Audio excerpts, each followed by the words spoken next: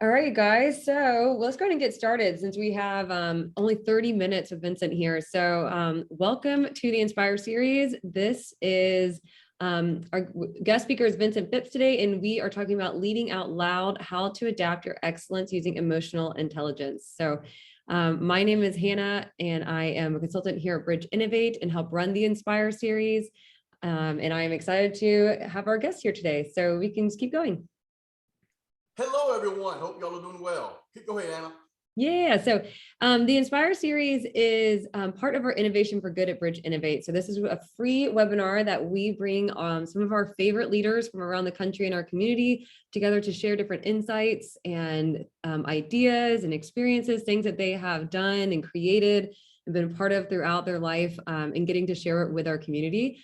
So at Bridge Innovate, we focus on capability building. We have a design studio space in Chattanooga, and we also run Bright Spark, which is a innovation and design program for middle schoolers and high schoolers.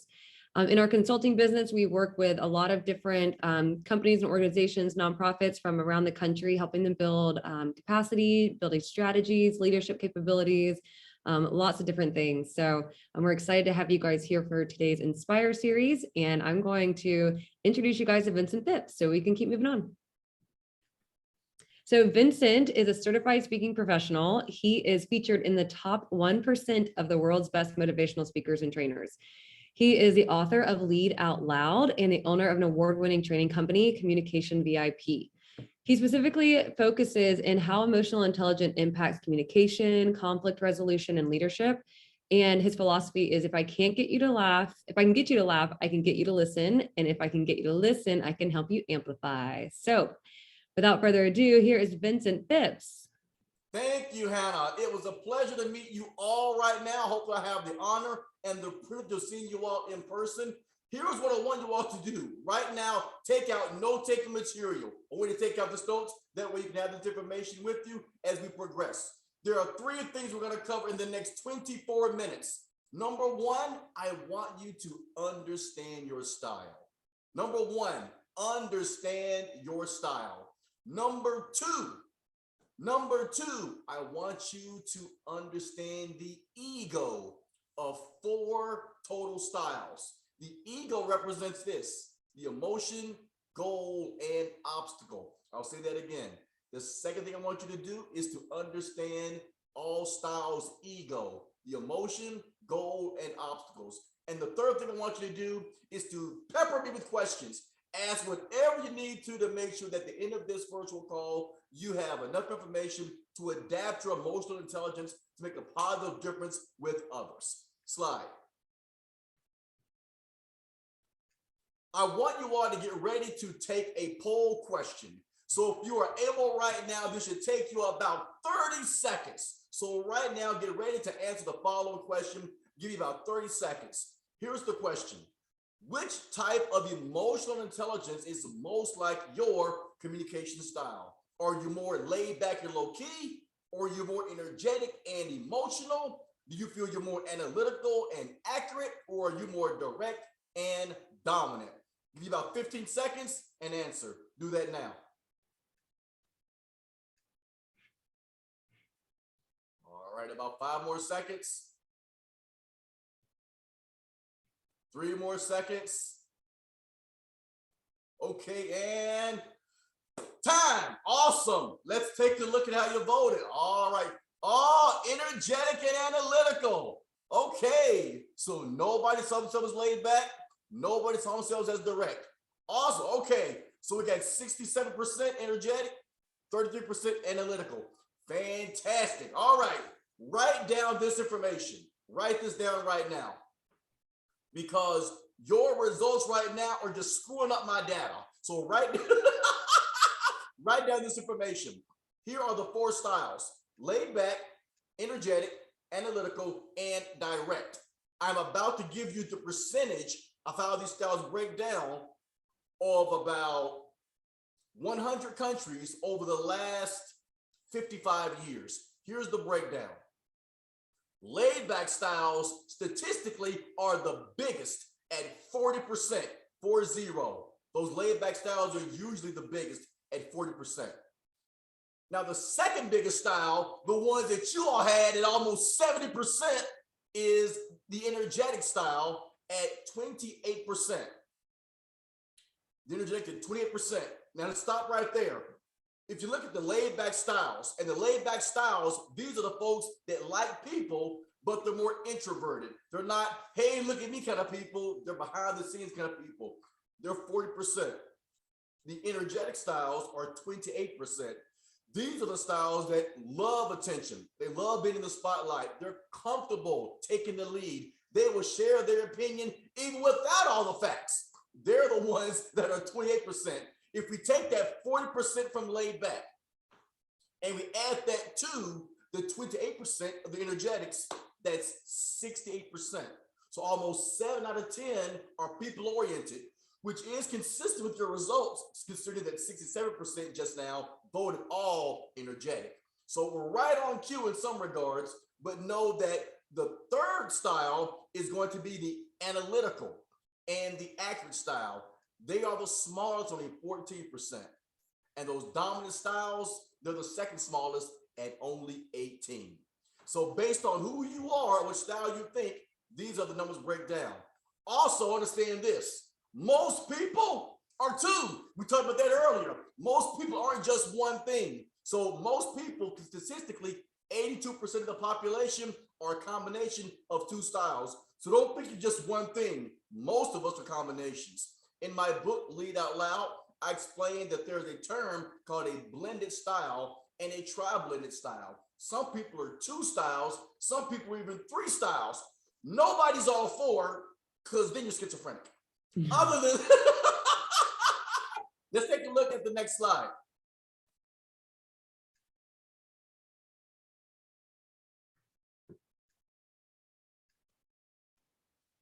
If for any reason you need me to reach out to you, feel free to contact me at any of your social media streams or my email, Vincent@VincentPhipps.com, or my company name, Communication VIP. Let's take a look at the next slide.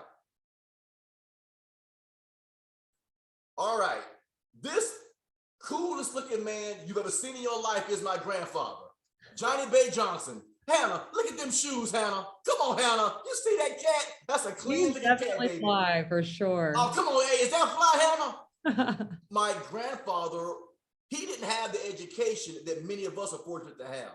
But even back in the 40s and the 1950s, my grandfather demonstrated consistent signs of a high emotional intelligence. And he would always ask me the question, what positive impact are you having on others? Are you adapting to people's styles? Are you meeting people where they are? There's that old saying of do unto others as you have them do unto you. Well, this makes a lot of sense in terms of ethics and morality and being kind to people. When it comes to communication styles, when it comes to emotional intelligence, when it comes to sales, when it comes to training, you want to take on this new golden rule. Write this down, everybody. In fact, I want somebody to type this in. If you can, Megan, if you can, Danny, type this in for me. Type in the following. Treat other people the way they want to be treated.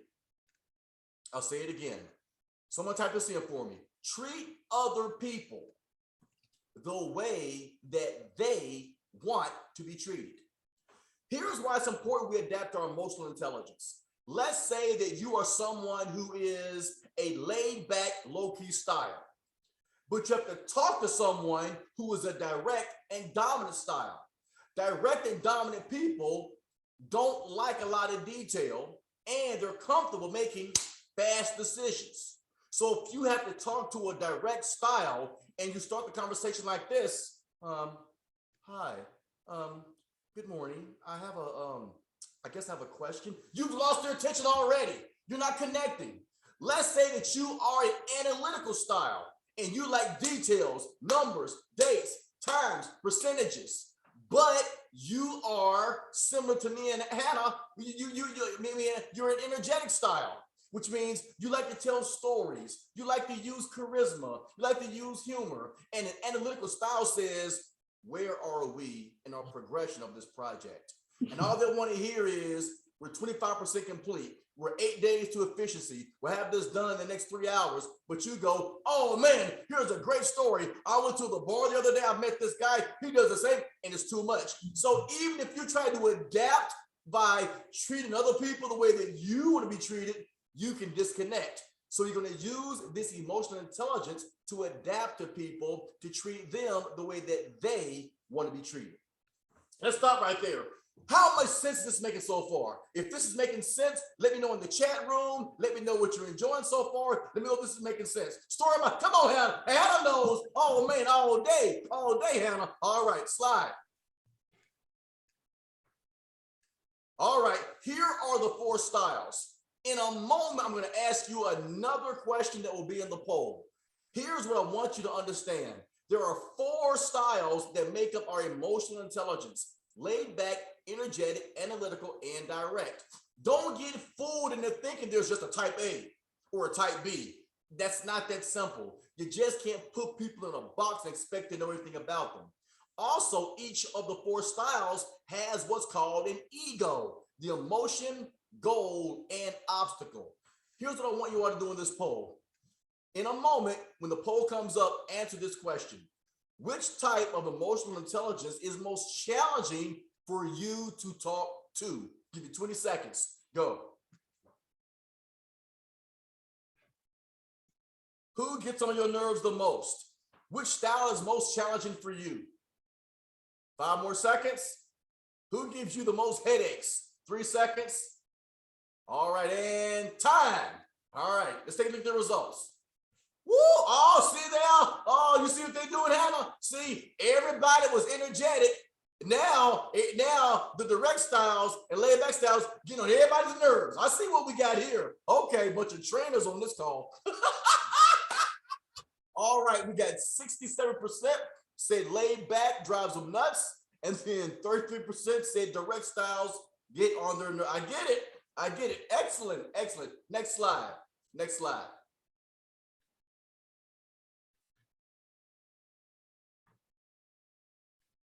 We're going to look at first, here are those 4 styles. Laid backs at 40% are the largest. The second largest are energetics at 28%. The dominant styles make up 18%, and the analyticals are at 14, the smallest. We're going to look at a breakdown of all 4 slides. Take out your phones, take out your recorders, and I want you to remember this content. Slide. The laid back styles first are going to have the ego of being reserved. They want a goal of being harmonious, and their obstacle is confrontation. Laid back styles do not like drama. I'm gonna say it again.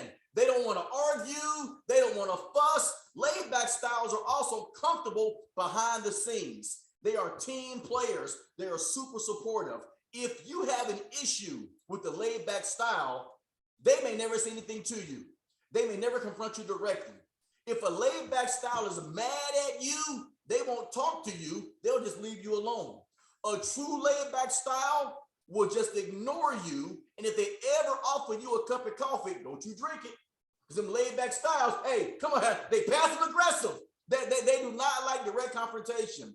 The goal of a laid back style is peace. They want harmony. They want things to be consistent.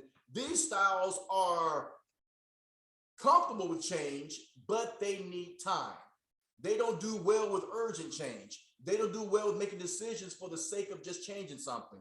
Their challenge for them, their biggest obstacle is arguing, confrontation. They're not get in your face type people. That's not how they operate. They may say things like, okay, all right, if you want it that way, okay. And the inside, they're like, but they'll never say it that way because they're more reserved, they're more low key. Those laid back styles like people, just not a whole bunch of people.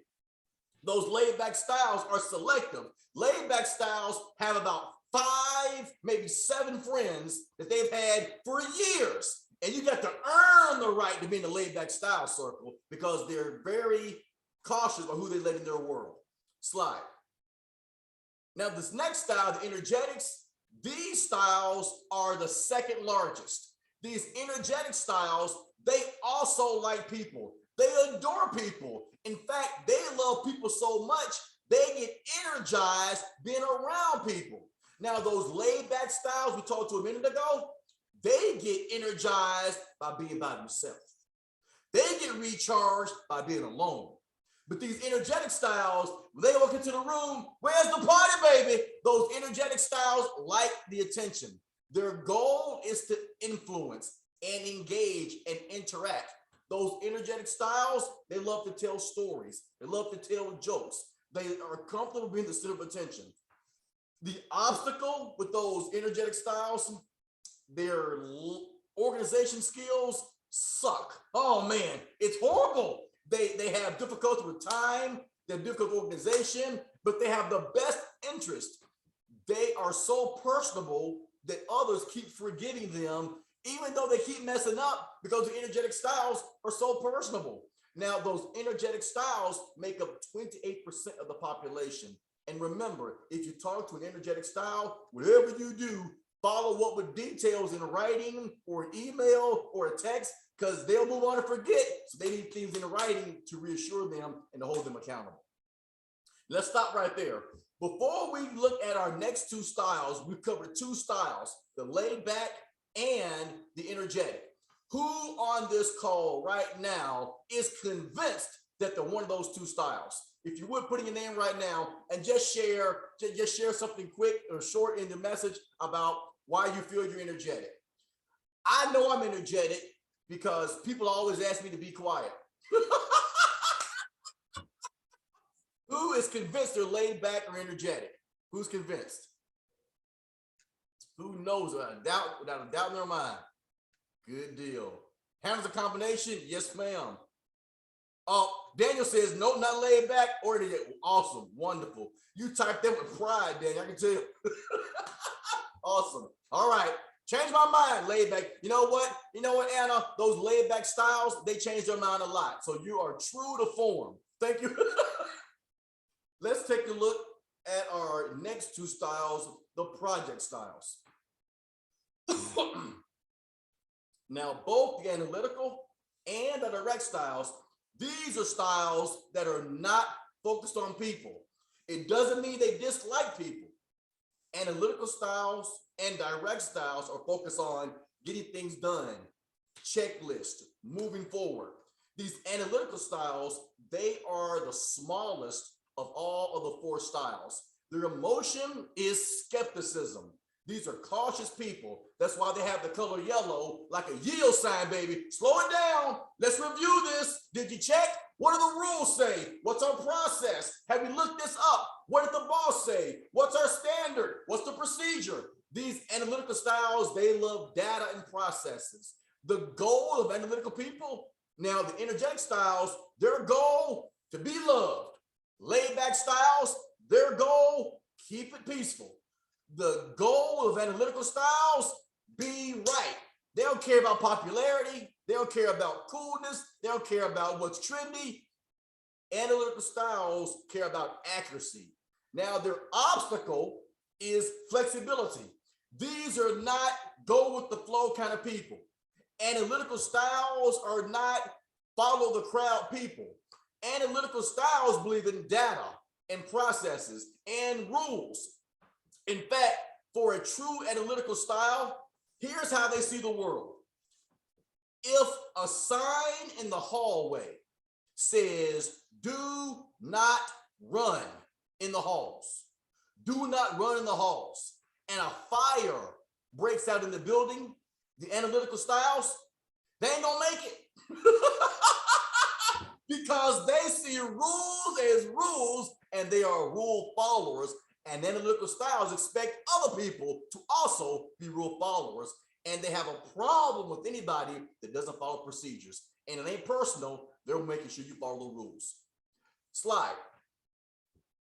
Let's look at our last style, the direct and the dominant. This style is the second smallest. And in my opinion, the direct styles often get misunderstood. Here's why. The emotion of direct styles is impatience that can manifest and come across as anger. The truth is, direct styles, they're not mad at you personally. They're mad at inefficiency. They're mad at something not being finished. They're mad about things taking longer than they should take. The goal of direct people is, get it done, get it done. The goal of them is to get things complete. Direct styles wake up every morning, whether you're black, white, male, female, doesn't matter.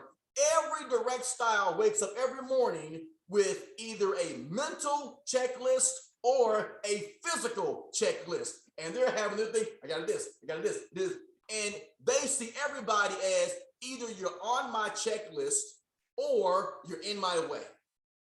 That's the only way they see it. And it ain't personal to them. They're trying to get things done. The obstacle of direct people is empathy, people skills. They don't do well with, oh, Judy, you have a stomach ache? That's why you didn't finish the report? I understand. It's okay. Don't worry about it. That's not the way they operate. They're thinking your stomach was sore, but your hands still worked. Type it to me and I can read it myself.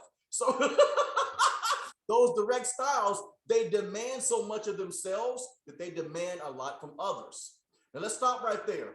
Between our analytical styles and our direct styles, who on this call is convinced? Come on, Daniel. Daniel knows who is. I hear you, Megan. Megan knows.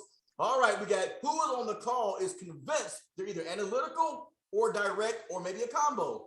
What are your styles? Oh, come on, Anna. Anna knows, and Anna makes up a great point. Megan might be both. Here's the thing, which when we talk about stress and emotional intelligence, during high emotion, now according to behavioral science, high emotion isn't anger. High emotion is any extreme emotions. Feel analytical, a little bit of, hey, Daniel, all task, brother.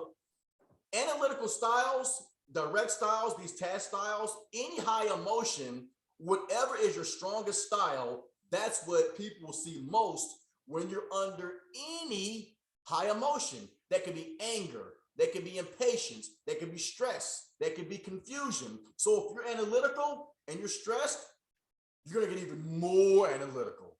If you are quiet and reserved and you're stressed, you're gonna get really quiet. If you are analytical, if you are direct and you are no nonsense and you're losing your cool, you may even be even more blunt. You may even say some words with 4 letters in it because So whatever you are, that's what's going to be seen from you the most under stress. Next slide. Before we conclude and I address any of your questions, and I know that Hannah is going to monitor the chat, so if you have any questions, put them in the chat room. This picture is of my father and my mother on their prom back in, oh my goodness, I think good gosh, I don't want to get in trouble. I'm going to say 1966. I got to get it right. My dad, if you can tell me this old picture, my dad still wears those kind of glasses now, and my mom hates it. They've been together for 30, oh my gosh, maybe 41. I gotta get my numbers right. Hey, they've been together. Hey, Hannah, I'm gonna get me in trouble. I'm not analytical, baby. Let's just go with 39 years, maybe 40. What ends up happening is that my mom hates my dad's glasses. So a few years ago, when I wrote this book, hey, Daniel knows my mom wanted my dad to change his glasses because she thought those glasses made him look nerdy. Now, my mom won most popular and most attractive at Howard High School. My dad didn't care about being cool. He just liked dating the girl that was. So a few years ago, Hannah, they were at Cracker Barrel, and my mom tries to get my dad to change his glasses by insulting him. And she said, your glasses make you look like a nerd. My dad's response was, baby, I was a nerd when you met me. I'm a nerd now. So then she tries to say that your glasses are now out of fashion. Nobody wears those rims anymore. My dad, who was analytical, he said that the frames are just utilitarian. I just need the prescription. So they get into an argument. My dad says, you're trying to change me, baby. I like my glasses. My mom says you never listen to me. They start arguing. I go to my mom. I say, Mom, read chapter 2. She reads chapter 2, Hannah. She comes back next time and she says, Phipps, what % of the day do you look at your face? My dad goes, well, I'd probably say holidays, nights, weekends. I'd probably say looking in the mirror. I'd say probably 25% of the day. Then my mom goes, what percent of the day do you think that I look at your face? My dad goes, well, you look at me every morning, every night. I'd probably say 75%. My mom does this masterfully, Hannah. She goes, well, Phipps calls my dad Phipps. She goes, Phipps, if I look at your face at a 3 times higher ratio than you look at your face, I should get to have 3 times more say so of what I get to see. My dad goes, your point is very logical. And after breakfast, they went and bought new frames. Oh, that is so great. I gotta use that. You got it. All right. We have, what about 3 minutes, Hannah? Maybe 2? Yeah, we're good. Just keep going. Awesome, awesome. Before I conclude, one, share with me in the chat room how helpful this was for you and if this made sense to you. And also, feel free to ask me any questions. I'm here till Hannah says I gotta leave. By the way, your comments, your chats have been fantastic. Thank you all. Thank you, Hannah. Wonderful. Vincent, I do have a question. So is there a difference in terms of the way that we act at work directly correlated with this versus the way we are personally? Because I feel like, after going through it, I feel like I'm really analytical and energetic at work, but I would tend to be more laid back and energetic in my personal life. Absolutely. Thanks for asking, Hannah. Write this in the chat room real fast, Hannah. There's adaptive style and natural style. Adaptive style and natural style.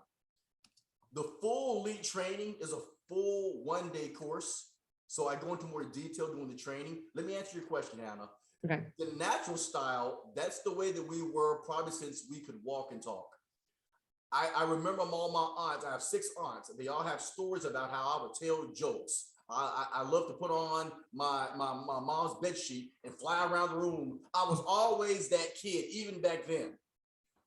The adaptive style, Hannah, that's a response to our environment. That could be work, that could be a committee, that could be how you act when you're volunteering as a coach. That could be anything outside of your environment.